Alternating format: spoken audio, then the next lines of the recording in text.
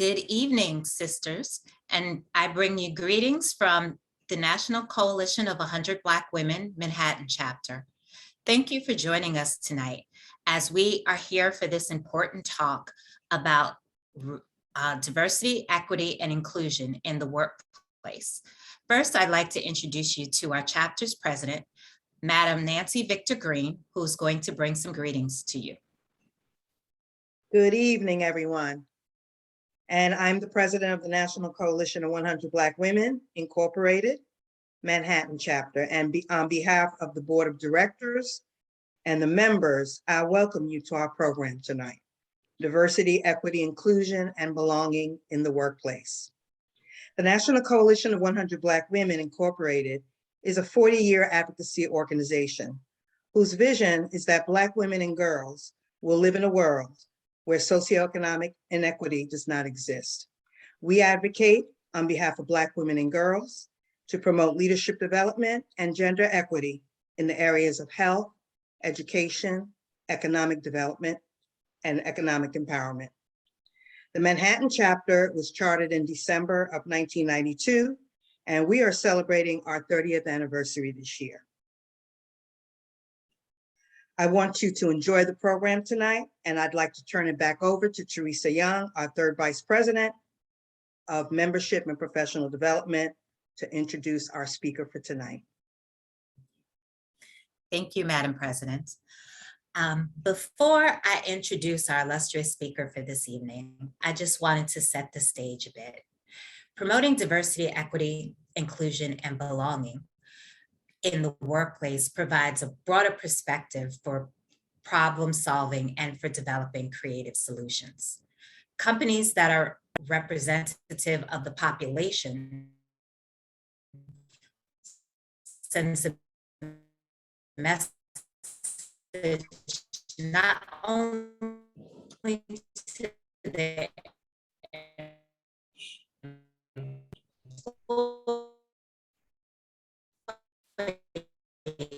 but also to their customers, the staff, to it is no longer enough square on your social media page. Employees are looking for receipts. During the current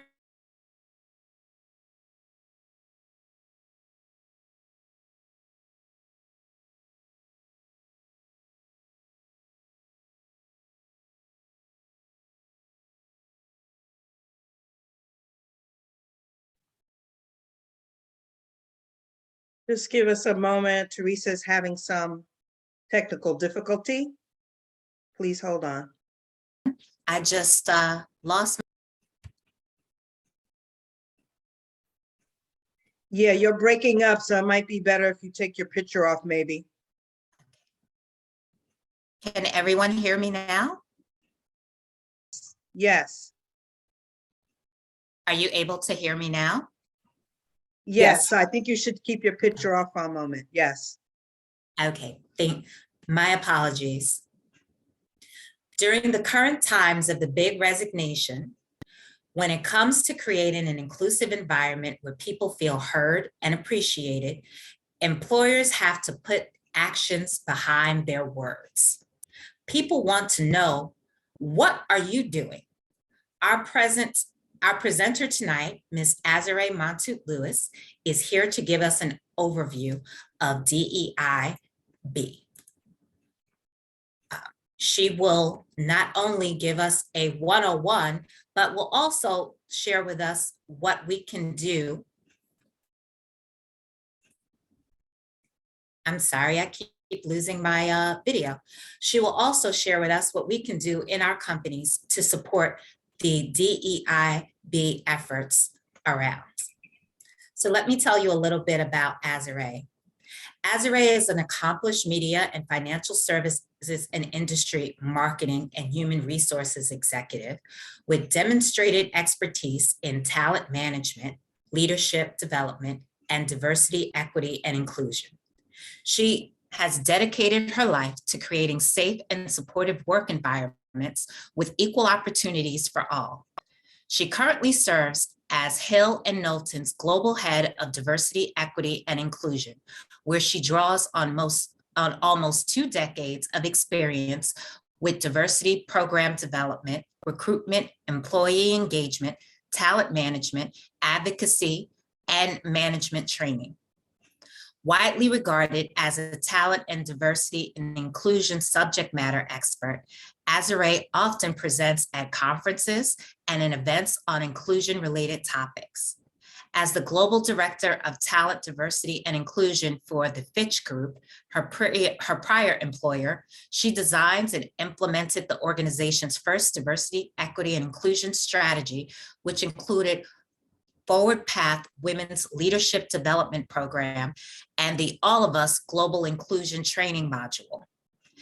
Azare has spent 9 years as the Vice President of Citigroup's Global Diversity and Talent Management Department, where she led teams responsible for succession planning, talent reviews, executive assessment, coaching development, employee networking, and flexible work initiatives. Her resume also includes positions in various marketing departments at Dun & Bradstreet and at JP Morgan Chase. So please join me in welcoming her as she brings forth all of her knowledge tonight to share with us. Azare? Thank you so much, Teresa. You know, it's always so interesting to hear someone read your bio because you're reminded of whence you came, and it almost feels so overwhelming. I think to myself, where did I find the time? And then I remember how old I am, and I think, oh, that's where it was. So either way, thank you all so much for the warm introduction and for inviting me to speak with you all tonight. I am really excited to speak with all of you and welcome you all again to the call. As Teresa said, my name is Azare Montsuit Lewis, and I currently work in the public relations industry for Hill & Knowlton, which is a global public relations firm. And so before I get started and start to share my screen, I want to do just a bit of housekeeping before I get started. We have a nice intimate group tonight, and I do want to make this as interactive as we can. So don't worry about taking any notes. You can be present because I will be sharing the slides that I present after this call. Please feel free to use the chat box to ask any questions as we go. I will pause occasionally just to answer any questions, and I will hopefully leave some time for Q&A at the end. And we are amongst friends, so please don't be shy.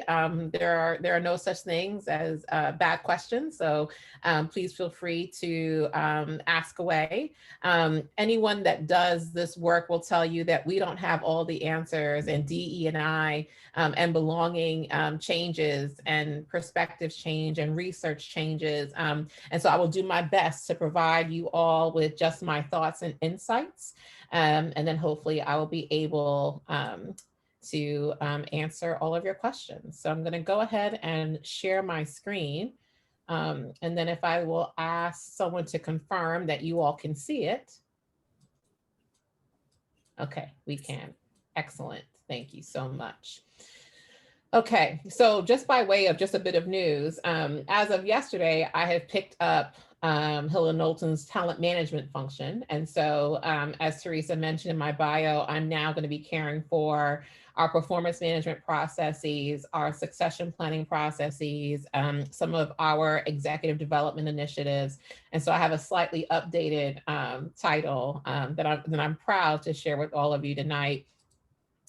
And so just a little bit more just about me. I'm born and raised in New York. I'm a Brooklyn girl. My background is in political science, sociology, and also physics. I received my MBA in marketing, management, and leadership many moons ago. I like to think that HR is my third career at this point. And so much so I decided to go back and get another master's in organizational development. And I'll be graduating with that degree in May of this year. As a part of my side hustle, so to speak, I also do coaching for clients. I take on clients from time to time, just support them from career coaching, personal coaching, life coaching. And as Teresa mentioned, my background is in talent management and DE&I, which is where I spent the majority of my last 15 years working. And so I come from financial services. And for those of you that have been around for a while, financial services used to be a very attractive industry for talent coming out of university, academia. And now that's shifted a little bit. We used to be the titans between banking and consulting. And now we've been replaced with technology and startups and other industries. But I tell people all the time that the experiences that I received in the companies that I had the pleasure of working for have really made me into the leader that I am today. And so I'm really proud of my experience in financial services. And just 2 years ago, right, in the midst of the pandemic, I decided to change industries, hopefully for good. And I started working in media, advertising, and PR, which is where I've been for the last 18 months. And so here we are tonight to talk about diversity, equity, and inclusion in the workplace. And I thought an appropriate place to start would be just for at least our collective group to really define what we mean about diversity, equity, inclusion. There are many definitions, and I encourage you all to come up with your own definitions that make sense to you about what each of these terms mean. But as I move through the presentation, keep these words in mind to help you really put a frame around what we're going to be talking about this evening. So when you think about diversity, I'm talking about all the things that make each of you uniquely you.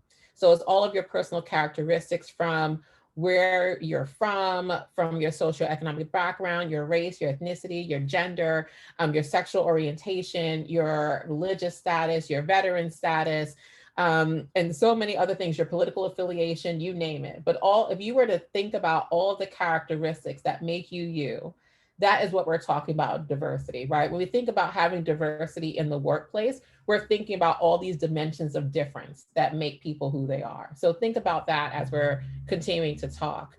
When I talk to people about equity, really, equity is really about ensuring fairness. When we think about our organizational processes, whether it is pay, performance, promotion, when you think about who gets certain opportunities within your organizations, how do we ensure that these decisions are being made in a fair and equitable manner? And how do we make sure that all of our employees have equal access to these opportunities where they can develop and grow and reach their potential? So when we talk about equity in the workplace, we're really talking about fairness. We're talking about the infrastructure, our processes, just in making sure that everyone has equal access to it.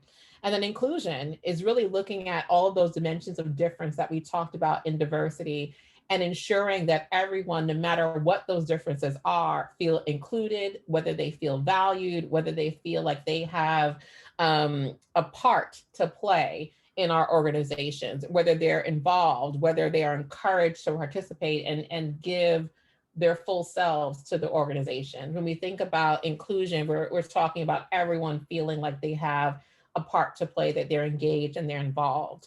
And what I've told my leaders since I've joined them as I was introducing our global strategy is that when you have diversity, when you have equitable processes, when you ensure that your employees feel included, that's when you generate belonging. So I like to think of belonging as an outcome of when organizations are appropriately focused on diversity, equity, and inclusion, and driving those concepts within the organization. And so now you're able to inspire a sense of belonging. Like, I, as an employee, feel like I belong here. You accept my differences. You give me an opportunity to access all of the benefits of being an employee of this organization. And I feel included. I feel valued. And so ultimately, I will tell you, I have a sense of belonging for my organization. And so what I like to tell people is that DE&I sits firmly within the broader construct of our organizational cultures.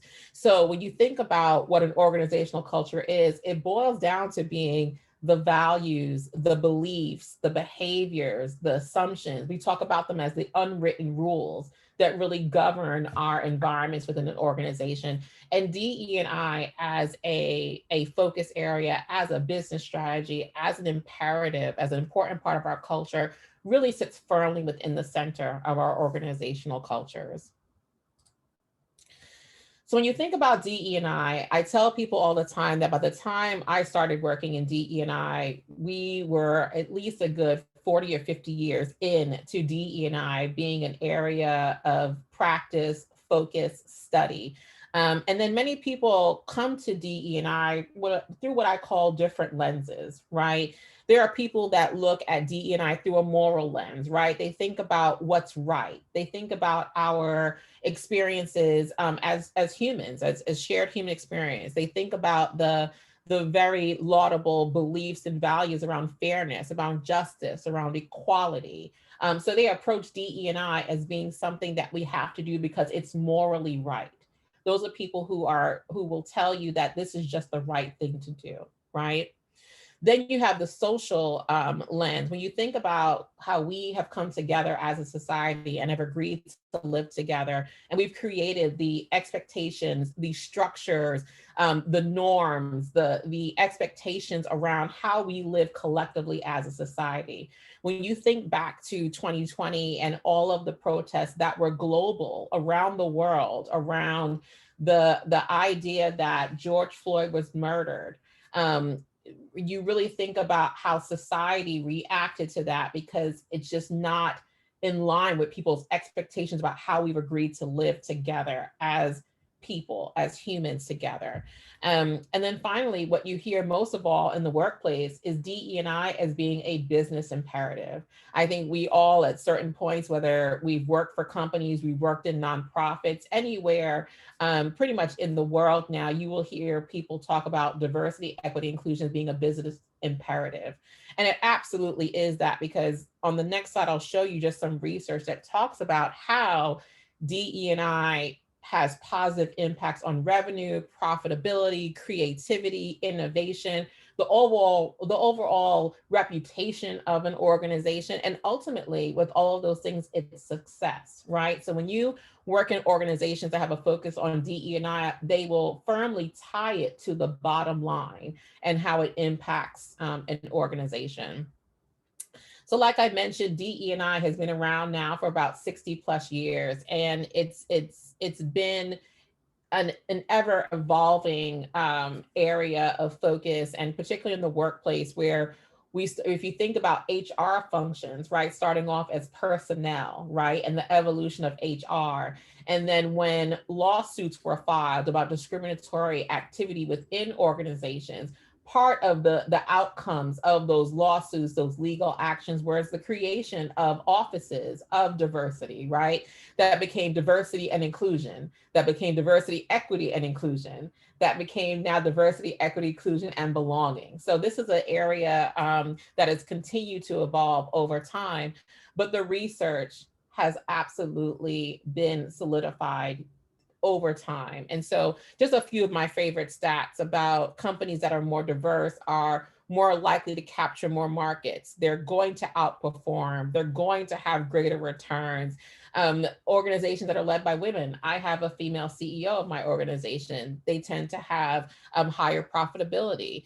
You tend to see that organizations now are thinking about their talent pipelines when it comes to diversity, equity, inclusion. So you see that now at this point in our history, we're going to have 4 or 5 different generations working in the workplace. And our Gen Z and millennial colleagues are growing up very, very differently than those of us who were boomers and Gen Xers. Not aging anyone, we're all just appropriately seasoned. But there are definitely different generations and have different perspectives. And now what you find is that students coming out of colleges are now very concerned and are asking the questions around how organizations are supporting diversity, equity, inclusion, and they're using that information to make job decisions. Gone are the days where employees are willing to work for companies that do not align to their values. And that's something that I think definitely hit a peak, definitely during the pandemic, as people were reevaluating how they were working, how they were spending their times, and then requiring their organizations to focus differently on both themselves as employees and the communities in which they work and live. And so ultimately, the business case for DE&I has been around for decades. But now I think currently over the last, I would say 3 years, slightly before the pandemic and definitely during the pandemic, there is now a sense of urgency and action that our organizations are taking to really focus properly on diversity, equity, and inclusion. And so you might ask yourself, with that bit of history lesson, where are we now? You all may have heard of VUCA environments. They are volatile, uncertain, complex, and ambiguous. This is where we find ourselves today. And it's not only because of the pandemic, but I would say that the pandemic probably accelerated some trends that we have been seeing. So now our employees and priorities are shifting. There's a lot of focus on work location, where we're going to be, what our benefits are going to be, what our skills are going to be. And let me break the news to you, if no one has yet, but we are not going back to whence we came. We are now only going forward. So the days of 5-day work weeks, the days of employers having the flexibility to pick and choose how they want to interact with their employees, things have changed and things are now different. So right now we're in and I put post in parentheses because we're still in the midst of a pandemic, but the impacts of COVID-19 are going to be with us for some time. Now with Delta and Omicron, our return to office plans have, progressively been thrown out the window. And I think many companies are trying to decide really what the way forward is. And of course, what you will read is that now that people of color specifically are not in offices daily, they're not experiencing the microaggressions, those small comments, experiences that diminish them in any meaningful way, are less likely to happen. So there is a lot of discussion now on how remote working and not working in the office has really impacted diversity, equity, inclusion. And right now, anecdotally, people will say it has a very positive effect. So more to come, we'll see what happens. Now, as Teresa mentioned at the top, we are in what is called a great resignation. If you look at any of our job reports, you will see that there are millions of people resigning from their jobs because they're choosing to spend their time elsewhere. They're choosing to pursue different opportunities in different work settings. So organizations initially we're calling it the Great Resignation, but there are some organizations that are thinking about diversity, equity, inclusion, and thinking about talent acquisition in a very meaningful way. And they're calling this the great opportunity because now you have all of this talent that is looking for something different, some opportunities, and the organizations that position themselves to fill in those gaps are going to be successful. Again, there's a focus on flexibility. Many people who are caregivers, who are parents, who just want a different balance in life are now, requesting remote working. Back in the day when I worked at Citigroup and I used to manage our global flexible work strategies program, we had a 98% retention rate for people who had flexible work arrangements.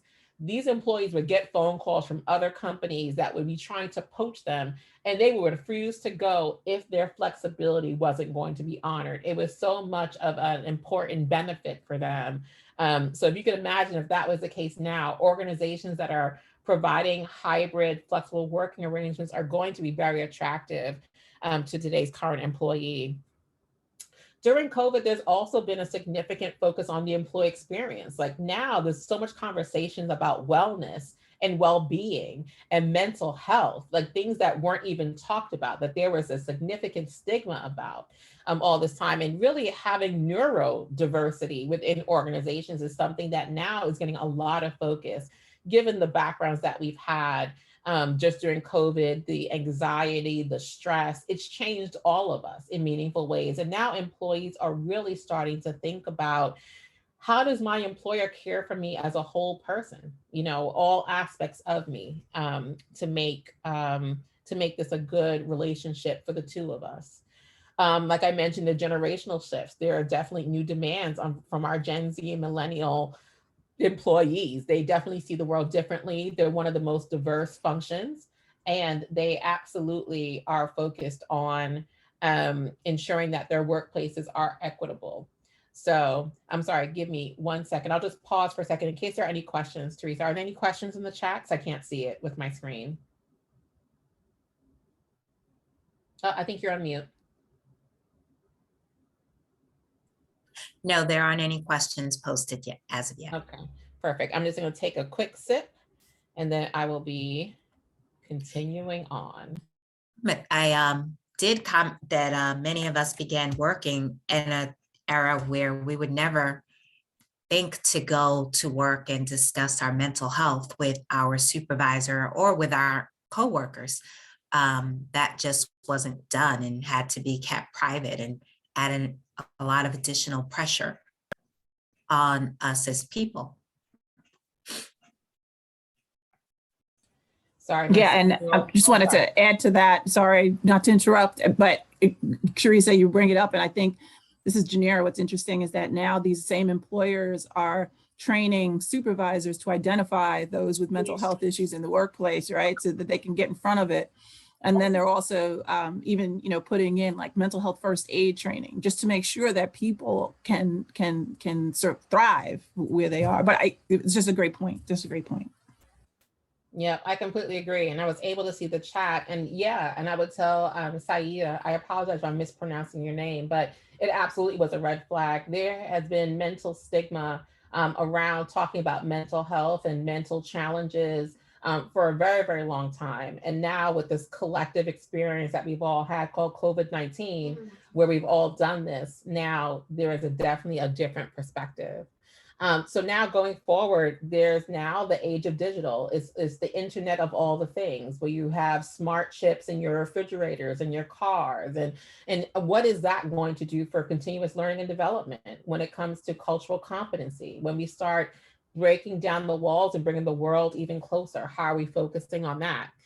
Now, as Teresa also mentioned, when you think about company stances on political and social issues, the whole Black Square, now organizations are being called out if they are not at the table, if they're not participating, if they are not doing the things that show that they are standing on what is considered to be the right side of history. And so now organizations are tasking their communication professionals, and I see it every day with my firm as well, tasking them with requests of how to interact with their audiences, how to interact with the public in an authentic way that demonstrates their commitment to diversity, equity, and inclusion.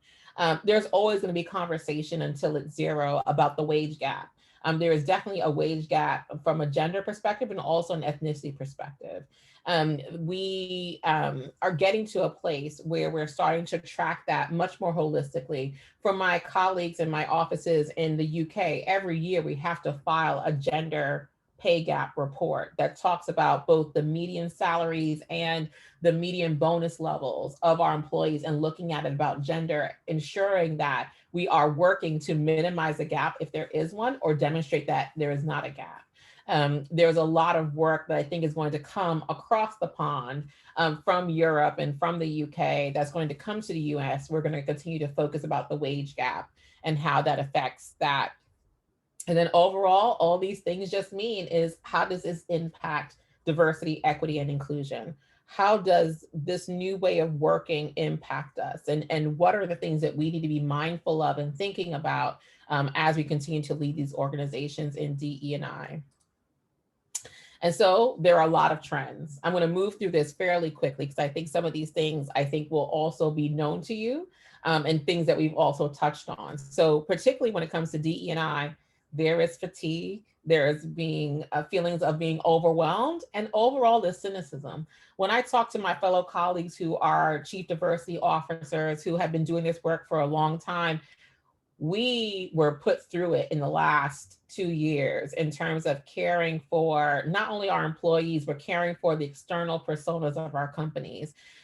It was coming fast and furious. There was a day, a period of time where I was communicating almost daily, crafting messages about what was happening around the world and responding to our employees everywhere.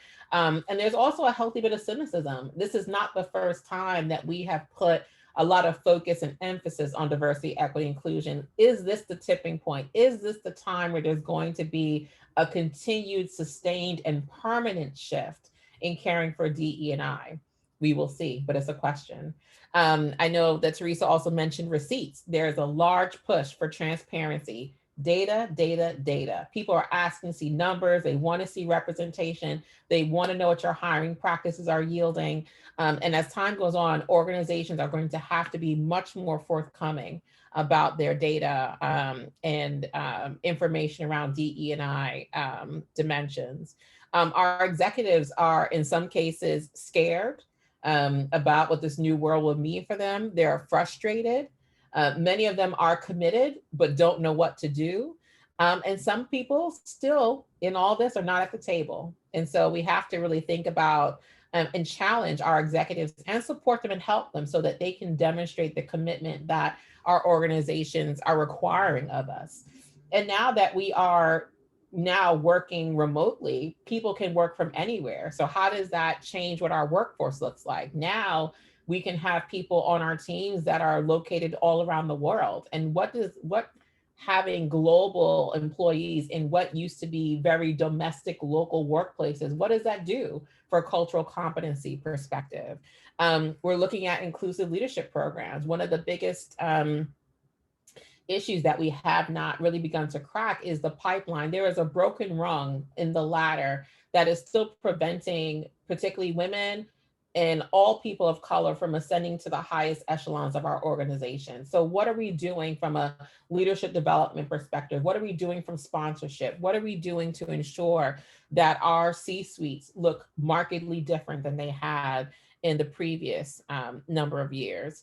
DE&I teams and roles are expanding. If you didn't have a chief diversity officer in 2020, you certainly got one. You certainly hired one and you gave them support, you gave them budget, and you hired a team. So now our teams are expanding. They're getting more resources, getting more funding. But the question always is, how long will this last? How long will this keep going? And I'm an ever optimist. So I do believe we are forever changed as a result of what we've experienced. So I can see, Andrea, yep, your law firm just hired one last year. Oh, 100%. And even in industries where, in law firms in particular, even in industries where this was not as much of a topic, you find that they're caring for it because they understand the employee mindset is changing. It's not just about what's happening externally. It's actually their employees, people that they're hiring. They're thinking about the perpetuity of their organizations. How do they continue to gain talent in meaningful ways? Accountability, performance management. When people always ask me, they'll say, Azrae, so what is the key to really driving different representation in our leadership organizations? And I always tell them, if you're starting at the promotions process and people being promoted into the roles, it's almost too late because it really starts at the beginning when people are getting performance reviews, when they're getting feedback, when they're being developed so that they can do well, so they can get exposure, so they can get visibility to even be tapped for the promotion. I tell people that organizations have to look much deeper in their talent pipeline to start putting interventions from the beginning if they want to yield a different representation in the more senior level of their organization, again, 2 or 3 years from now.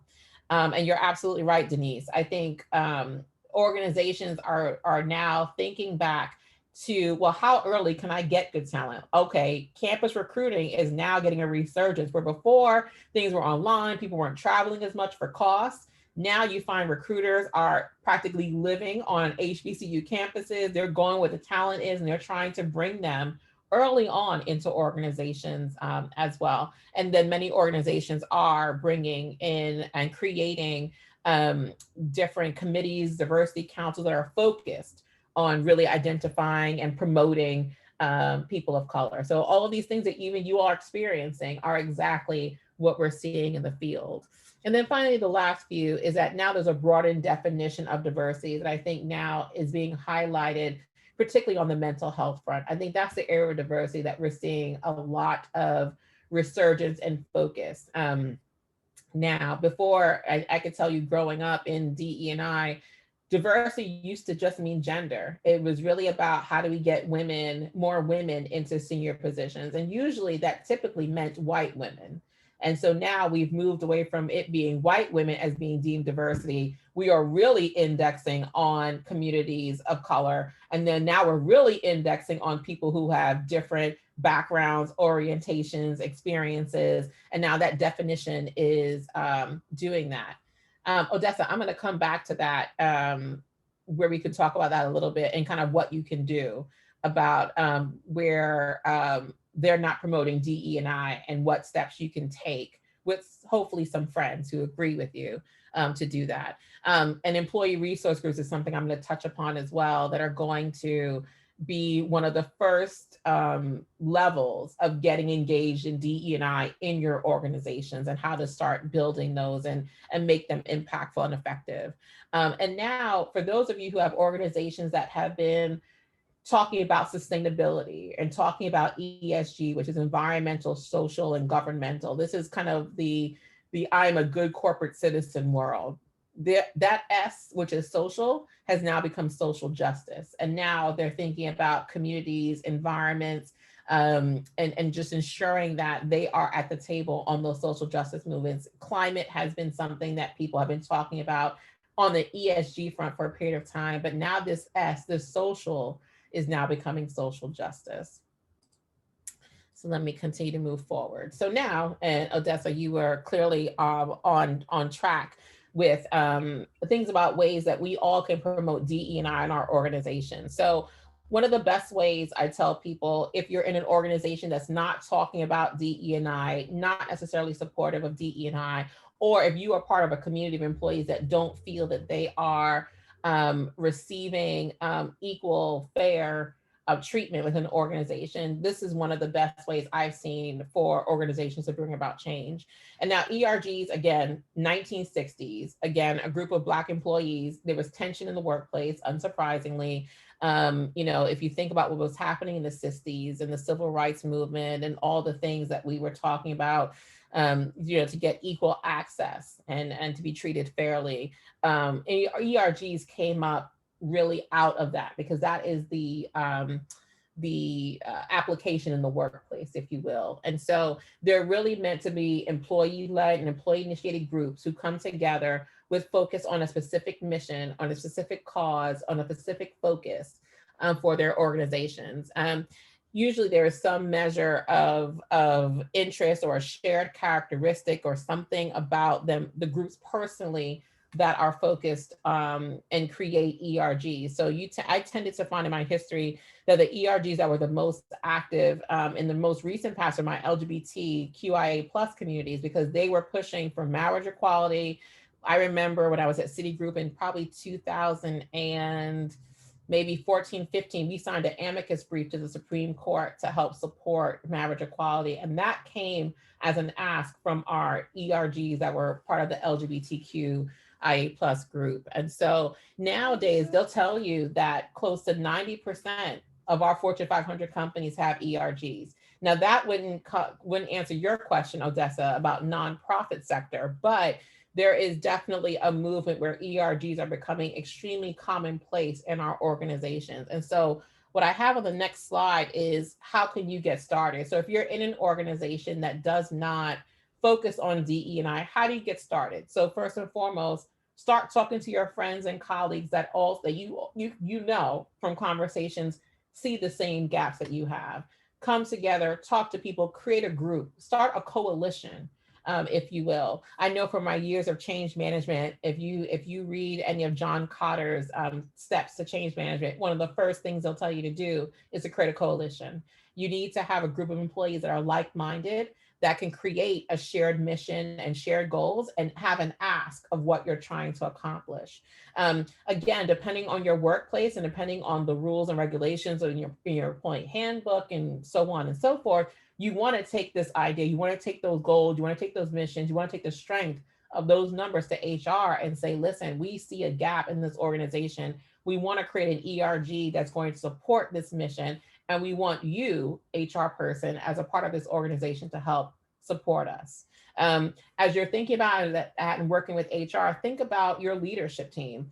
Most organizations, and I'm sure it's similar within nonprofits, is that so much of this comes from leadership at the top. If the leadership at the top is bought in to whatever it is, whether it's DE&I, whether it's a new product, whether it is a business strategy, whatever it is, if the leadership is behind it, guess what? It gets done.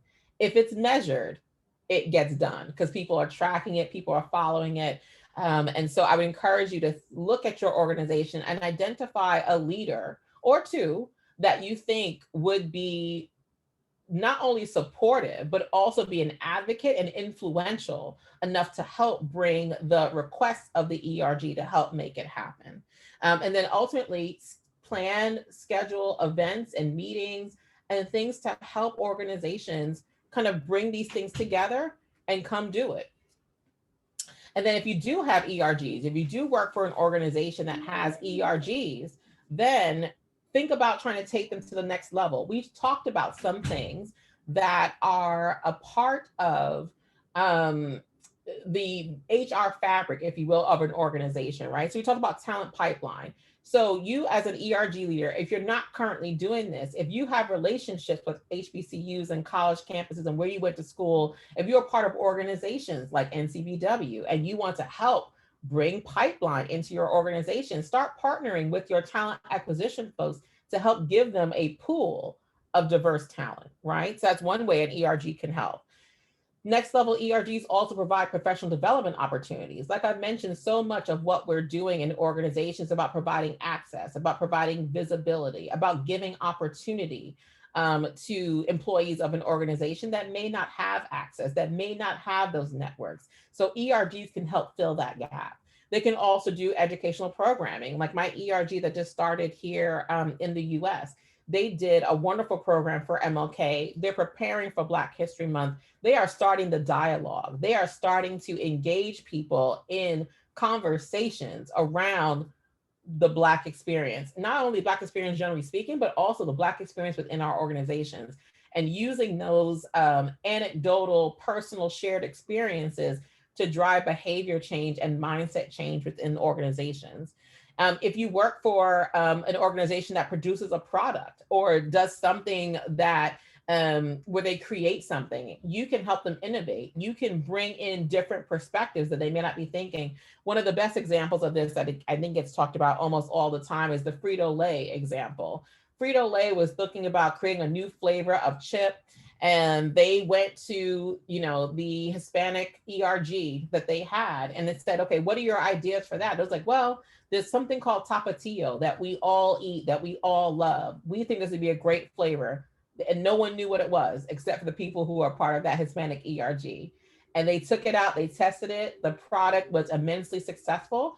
And the organization, the people who were in product development would have no idea about this being an opportunity for them. And then by way of this ERG bringing in a different perspective that was not present within that part of the organization, we're able to have a bit of a business impact.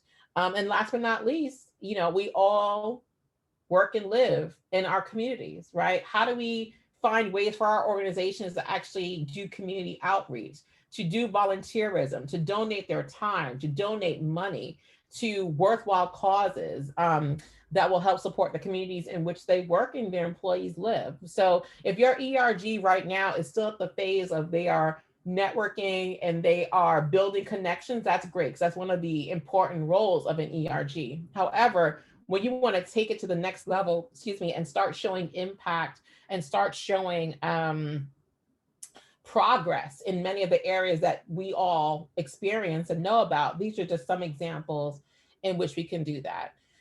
The other thing I wanted to share for all of you is, even in your workplace, you're getting engaged with ERGs, there's opportunities for you to step out of your workplace and partner with organizations that you can bring in to your workplace, right? So I pulled out just from at least 4 dimensions of diversity, whether it is Black, LGBT, women, disability, veterans. There's a whole host of organizations that are looking for corporate sponsors, that are looking to do programming, that are looking for volunteers and ways for people to get engaged. And these are all organizations that your organizations can partner with, either on a one-off basis or even as a longer-term relationship. So definitely think about what your organization does and think about the people who are really focused on bringing DE&I into the workplace, and present that as a proposal, as an opportunity for the organization to get engaged. But even you as an individual has an opportunity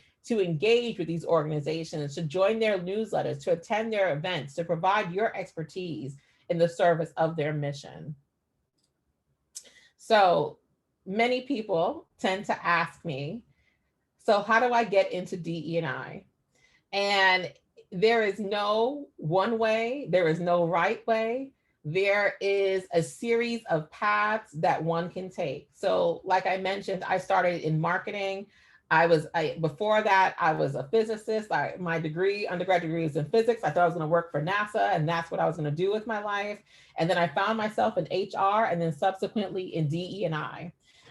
There are people who are coming in from DE&I from many different backgrounds, and I'll talk about really the skills and expertise that would be helpful if you're looking for a career in DE&I. But first, I want you to do a moment of self-reflection, because this work requires a level of self-awareness, resilience, grit, and knowledge that I think is extremely important for someone to be successful in this role. So when you think about your privilege and power, so again, some of us might be saying like, oh, well, really only white people have privilege and power.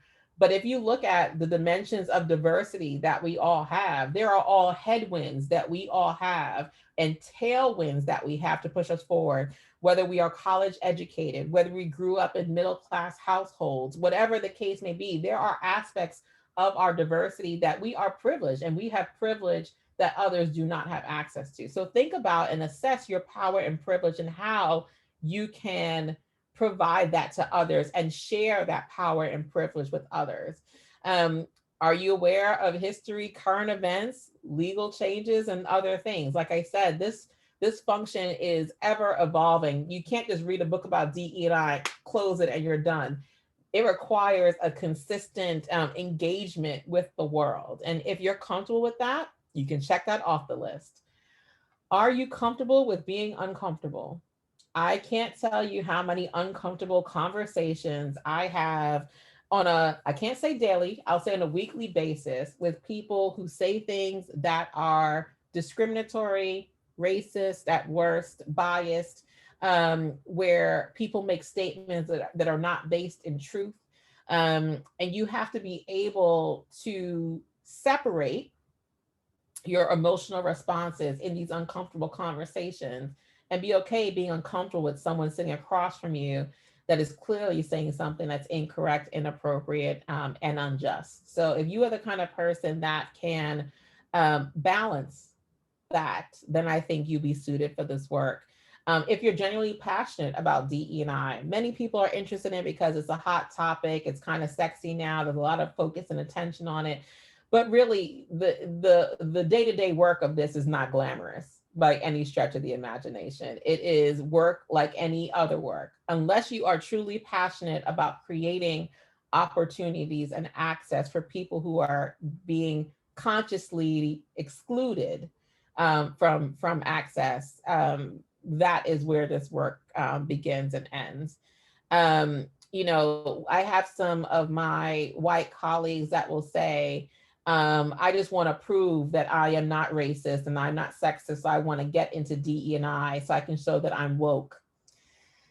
And if you're doing it so that you can represent yourself as being a woke person, this is not for you, because this is not a personal activity. This is about being in service to others. Are you a good listener? You have to be able to listen to other points of view. You have to be able to listen to things that you may have no knowledge of, and it's not about your personal experience, but still give it the same value that it deserves. Are you ready to challenge the power structures in your organizations and institutions? Because we know that racism in this world, we know that sexism in this world, you know that all the isms that we can talk about are systemic in our society. And you have to be ready to challenge the status quo and be comfortable being that voice, sometimes that lone voice in the room, to challenge the structures that are pervasive in your institution that does not give equal access to others. Can you adapt and yet be flexible and stand up for values and things that you know are right? There are some people who are very, they're very like entrenched is the word I'm going to use, entrenched in their beliefs and their values, and are unable to see the perspectives of others. And so much of this work is about being able to do that. So if you're not flexible, if you cannot adapt, if you cannot give someone who's different from you the same grace that you would expect, this will be difficult for you as well. Can you be courageous enough to accept failures? So much of this work is like pushing a boulder up the hill. And I'm going to tell you, before you get it up the hill, it's going to roll back down several times. If you are uncomfortable with not being successful on the first try, if it's going to devastate you and take you out of the game, not to be able to be successful on the first try, this is also not for you. This is also not for you. Again, committed to DE&I issues is something that you just have to have. And then when you think about self-care, particularly in this environment, particularly when we're being overloaded by the things that are happening around us, are you able to take care of yourself? Because this would be a very difficult job for you if you continue to take this home and carry this burden yourself and have it infect your home life, your peace, your family. So you have to be able to compartmentalize the work that you do within DE&I. And if all of that, you're still like, yes, I can do all of those things. Yes, I'm ready. So tell me more. So at the very top of the house, you have a Chief Diversity Officer. There are many different titles for the people who sit in this seat, but Chief Diversity Officer is I would say the most common title for people in this field. And again, it's the person that is leading the charge, drafting the strategy, the person who's going to be held accountable for driving progress forward for an organization. They're usually very strategic. They usually act as a partner. And also, unfortunately for us, we also implement. So not only do we build the strategy, not only do we socialize it with others, we actually have to do it. So we manage and care for the entire pipeline. Usually when a Chief Diversity Officer, I know someone in the chat talked about one being hired recently, again, they'll start by probably listening and identifying what the issues are in that organization. They'll then develop a strategy for how to address it. They will then mobilize to actually find the additional employee support and leadership support to pull things forward. They'll usually start looking at metrics to track progress and do all of these things. And then creating programming and cultural awareness and education activities to really build out the conversation of DE&I in the workplace. So that usually, I think even now, if you were to go on LinkedIn and look for a Chief Diversity Officer role, you will find that usually the CDOs are looking for have 10 to 15 years of experience. They've been doing this for a long time. So if you are transitioning from another role to this, what I would encourage you to start doing, depending on where you are in your career, if you're early career, mid-career, you start looking at DE&I program manager roles. If you can be a DE&I analyst to getting into the data.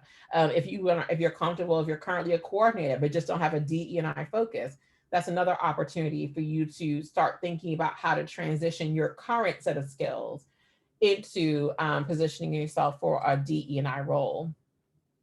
And so when you think about expertise, you have to understand DE&I and what it is and frankly, what it isn't. So many of our Chief Diversity Officers now are engaged in talent management because so much of what we do is about the attraction, the selection, the hiring of diverse individuals. And so Chief Diversity Officers have to understand how those processes work and how they can do that.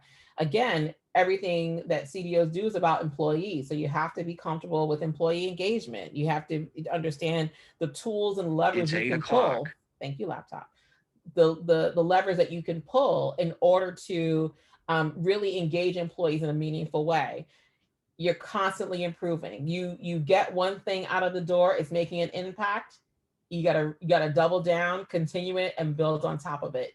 I told my organization when I first joined that I was building year one, the foundation, the infrastructure, the awareness, the understanding of what we're doing. Year two is gonna be all about operational excellence. So it's really about accountability, metrics, and driving process. And then over a year, you build momentum over time and you keep pushing, because I don't know any company that has ever gotten to nirvana where they're like, oh, I can fire my DE&I team. We're all done. We've done it. We've made it. We're good.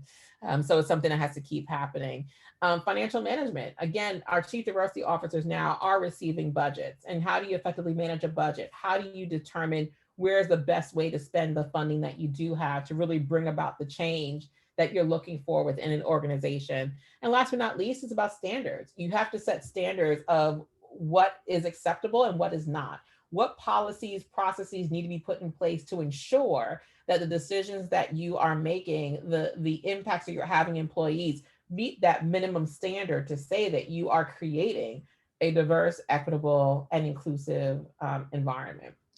And so you would hear people talk about chief diversity officers as being strategic executors, data savvy storytellers, influencing champions, savvy, authentic communicators, disruptors, all of these things will define a very good chief diversity officer.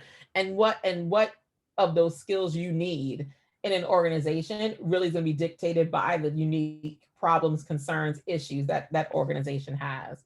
I think as far as education, I think even for the entry-level roles, they're looking for at least an undergraduate degree.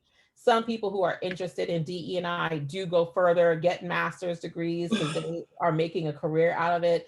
And I always tell my mentees that an investment in yourself, particularly in education, is the gift that keeps on giving, right? It's a credential that provides you with credibility, provides you with knowledge, will help you negotiate higher compensation, all of the things that is necessary. But it's definitely not mandatory for you to have this. Years of experience, no matter what, will always trump any degree that you have. But for someone who has experience and has a degree, it will push you forward, in my experience.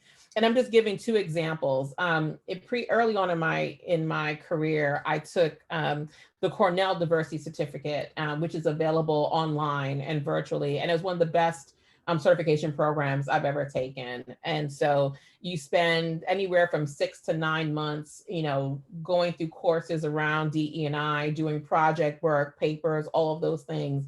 So it's not as much of a commitment as, say, a degree would be, right? But it's enough that you would learn the knowledge, the concepts, the tools, the best methods for creating diverse, equitable, and inclusive workplaces. More recently, I think starting in last year, maybe towards the middle of the pandemic, the University of South Florida also created a diversity certificate that I've heard is very, very good. It's only $99 to access all the course materials, and you can choose at the end if you want to take the test for the certification, or if you just wanted to have access to the materials. It's completely up to you. I think you can access the materials for free if you register and log in, but if you do want to actually say that you have the certification, then I think you have to pay for the exam and the test. So please feel free. Those are just two programs that I recommend to people at different entry points that could be helpful for any of you who are curious and want to know more. And after everything I've told you, you still want to have a job in DE&I. This would be just some good advice that I would give you. So that officially concludes all of my slides and my prepared talking points. So I'm just going to pause here. I think we have a few minutes. So if there are any questions, please feel free to put them in the chat, and we can definitely talk about it. I think I see a raised hand. Odessa, do you have your hand up? If so, you can unmute. Yes, I do. Good evening, sisters. So I'm actually in HR. When I asked you that question is because I came from a nonprofit agency that is predominantly minority. The CEO, or the executive director, I should say, he's Jewish. And the CFO is, he's also white as well. So the thing is, what I've noticed, what made me leave that agency after 10 years, what the original founder wanted for the agency has not been to where it's supposed to be, even after all these years. And so me, as the person who went back to school, and I'm constantly researching, reading, and learning everything that's changing and evolving within HR, even though I have the, the HR director that's currently there. And I brought that up to her about, I get the fact that yes, we are a minority agency. However, that's a conversation that should be discussed with him in regards to how we're going to move forward as an agency. Although we're not, like YAI, we're not that big, but we're a mid-sized agency. And she kind of brushed it off. And she's African American, just like me, but she brushed it off. And it made me look at that agency very differently, because I came from corporate America, and I know what it was to be a young African American woman and having a white predominant man tells me that I don't have to answer to you because of what your title and who you are. Or I had a white woman tell me, oh, how did you get your job? And so all these things just started playing in my head. And I'm like, okay, so this is not somewhere that I needed to be anymore. So I moved on. And just listen to you talking and explaining about, DEI. It's so sad on the nonprofit sector side. There are still some agencies that don't even have that within their agency. And it makes the environment uncomfortable. And although I still kind of consult for them because I didn't want to leave on a bad note, and because they didn't have any recruiter at the time, I stepped up and I said, you know what, I'll help for as long as I can. And it seems like although everything is being discussed out there about, the changes within HR, like in the next few months, you have to now post your salaries, because that's the law that's getting ready to be already started to pass, that every company within New York has to put the salary for the job. So now it's going to even be harder for them to even get people, but not to go on all into that. It's just to see how things are so different when it comes to an agency that's predominantly Black, but it's a lot of favoritism, nepotism, whatever you want to call it, and no one doesn't want to change. So even if I decided to come up with ideas, it's like it's being pushed to the side, or because they didn't come up with that idea, then Odessa, we don't want to hear it. So that's why I made that comment. Yeah, no, definitely. And thank you for that, Odessa. I think what you share, you highlight a couple different things about, again, why it's so important to have leadership buy-in around DE&I, because if your leaders do not value it, do not think it's important, do not see it as a part of their strategic objectives, then you will see that nothing will happen and nothing will move forward. And so I always tell my colleagues that after you have shared the information, shared the data, made the connections for people, if there is still a lack of interest, and additionally the people in power are not moving forward, then you don't have much recourse at that point. You can do only but so much for what you can do. And I think the policy that you're talking about, particularly New York, about, for example, starting with not being able to ask people what they make, and also actually posting salary requirements, is going to present really, really targeted towards the wage gap that you see for both men and women, and also for white people versus people of color. And so that's showing you how policy can start to impact the fairness, the equity that you find in organizations. So I just want to say thank you for that comment. I appreciate you. Erica, I think you had to say, I'm sorry, go ahead, Teresa. Oh, I was just going to say that there were a couple of other hands raised. I wasn't sure if you were able to see. Okay, thank you very much. I appreciate it. Of course. Okay. Thanks, Erica. I saw your hand next. Did you want to ask a question? Yes, certainly. Good evening, everyone. And thank you, Azure, for this awesome platform and all of the information given, really informative and very valuable. I recently relocated from Atlanta, so I'm here now in New York and enjoying it, and relocated for my job. And I'm one of the, co-captains of DEI in my division for my organization. And my question is, I find that a lot of our DEI initiatives are very much centered around calendar holidays. It feels very calendarized. And I wanted to ask you, Azure, what are some practical or even tactical ways to expand out of that space on a local level to make, our DEI initiatives more informative beyond just calendar holidays on a month-to-month basis for my organization?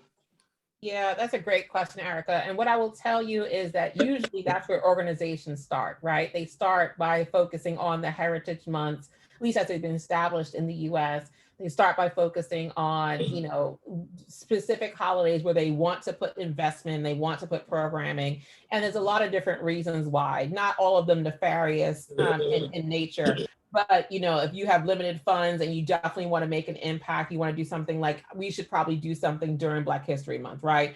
Or if we really want to support our LGBT colleagues, we really want to invest in participating in the Pride Parade that happens every year, right? So you tend to find that organizations will start there, right? That's only a starting point, right?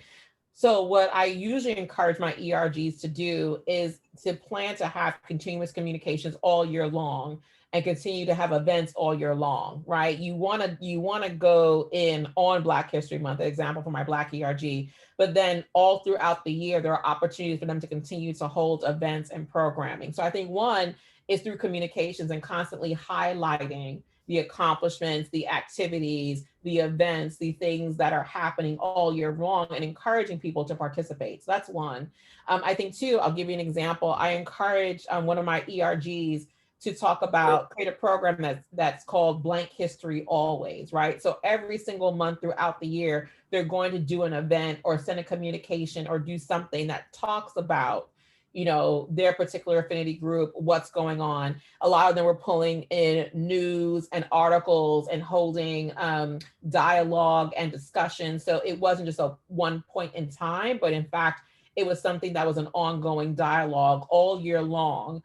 To help keep so much of that top of mind. The other piece that I mentioned, I didn't have enough time in the presentation to talk about metrics, but I think if you actually start publishing and pulling metrics, for example, all year long. So if you're every month, you're looking at your hiring data, you're looking at your attrition data. If during annual reviews, you're looking at your performance rating distribution to see if everyone's being rated the same. If you look at your promotions process. And so if you pick points in time all throughout the year and you're constantly sharing data about how things are going, it makes it very easy to continue having the conversation of what are we doing? How is it having an impact? What else should we be doing instead to really continue to drive the progress forward? Because DE&I is all day, every day. And so how do you make sure that even if it's not programming, it takes a lot of time, and this is above and beyond anyone's job responsibilities, unless you're a chief diversity officer and it is your job. So you have to pace yourself and pick the points where you're able to lean in and do this work. But I would definitely think about metrics. I would think about ongoing communications, and I would think about ongoing programming, whatever that would be, and try to expand your calendar. The other thing, one last thing that you made me think of is I've also encouraged my ERG leaders to do cross affinity events. So if you pair the women's ERG with the LGBTQIA plus ERG, or the Black ERG and the Hispanic ERG. So if all of your events all year long are bringing in multiple diverse perspectives at the same time, you're going to be constantly talking about these same similar issues, but from different lenses. And it's a way for you to continue to talk about what we call intersectionality, because all of us are not one thing. We are multiple of things. And so I can be a Black woman who is gay, who is conservative, and from a low socioeconomic status, right? So even me, just as one person, you could have events talking about me all year long that would demonstrate your commitment to all of those groups. So hopefully that's helpful. And if it's not, definitely feel free to shoot me a note and we can always brainstorm and troubleshoot on that. But thank you for your question, Erica. And I think the last one is, I think Saida, you have your hand raised. Good evening. Thank you, everyone. Thank you, NCBW, for putting this presentation together. Thank you, Azori, for the information. My question is, I have seen the influx of positions that have become available, and I have definitely entertained the idea of, perhaps this is probably the best time to try to change my career and do something different. My question is, I really wonder how I wonder if this DEI conversation, one, is an add-on to the affirmative action conversation. And I also wonder, is this, how long will this last? I mean, we have to take into consideration the COVID situation, but let's say that blows over. Will this whole movement die down once everything kind of like looks like it's going back to normal? I don't want to apply for a position thinking that I'm good and I'm comfortable and I found my place, and then once the conversations start to die down, it switches back to what we knew. So I wonder, like, and I'm only thinking about that because of I thought about Dave Chappelle and the comedy situation where now you have to limit the type of jokes that you talk about and the things that you say. So I wonder how long is this conversation? Is this a bubble? Will it burst at some point where we will see some pushback on it? And I just wanted to get your thoughts on that. Yeah, and that's a great question. And the short answer is we really don't know. We don't know. If you are a historian like myself, you know that is all things ebb and flow. They go up and down, right? So DE&I goes up, up, up, and then something else will happen and the conversation will die down, and then something will happen and it will come back up again. The only thing that gives me comfort is that every time it's almost like on a slope. So every time it goes up, it goes down. We're never going back to exactly the same place we started. So in my mind, and this is me being an ever optimist, I think we're always making progress. Maybe not at the speed or to the extent in which we would be comfortable, but I think we're always making progress. And I also think just looking at the generational differences I'm seeing, I think that this conversation is going to continue. I can't say hand over heart that I don't think it won't die down, but I think even when it does, I think we are at a point now where people are asking too many questions. People are asking for too much transparency and data, and there are too many organizations and stakeholders and constituencies that have concerns about this. And now that you didn't mention this, but now that we're in a bit of this cancel culture, you see that in social media and in television and news, organizations will get dragged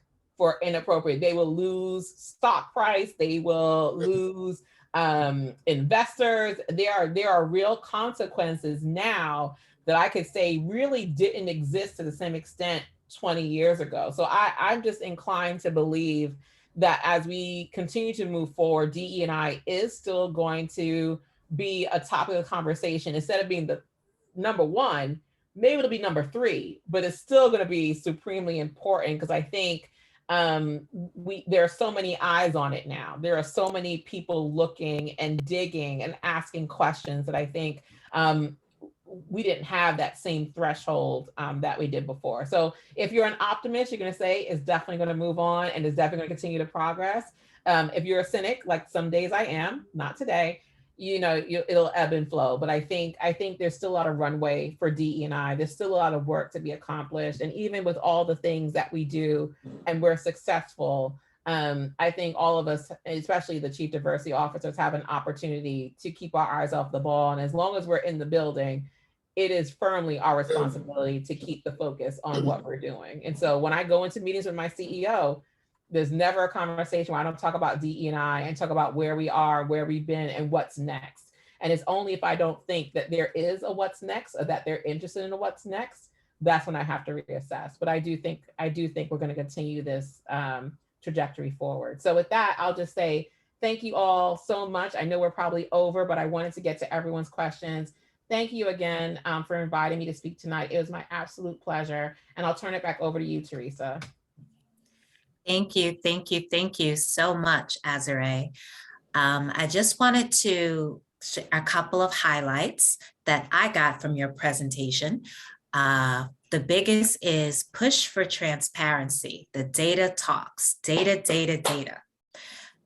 Skills-based inclusive leadership training programs are incredibly important to the pipeline. We can't wait until people are mid-career. We have to look at those entry-level positions and continue to push DEI from the beginning. Accountability through performance management goes a long way. What does your talent pool look like? So we need to have those conversations with our HR directors and diversity, equity, and inclusion officers and our CEOs. If your company doesn't have a DEI program established, then think about establishing an employee resource group or a council so that you can begin to get the conversation going. Is there a leader or someone influential in your company that can help you with these efforts? Then take the chance to go and talk to them. Go out, take a risk. Also, and lastly, measurements and metrics so that we can continue to push the conversation forward. Whether it is a holiday or a particular celebration or awareness month, DEI should always be one of our top concerns. So I want to thank you all again for attending this conversation, and I invite you to keep this conversation going. Azare is going to make her presentation available to us, and we will send it out to everyone who registered for this talk tonight, along with some other resources for people who are in the nonprofit world who may be looking for some assistance or just some more information. So thank you again, and good night, everyone.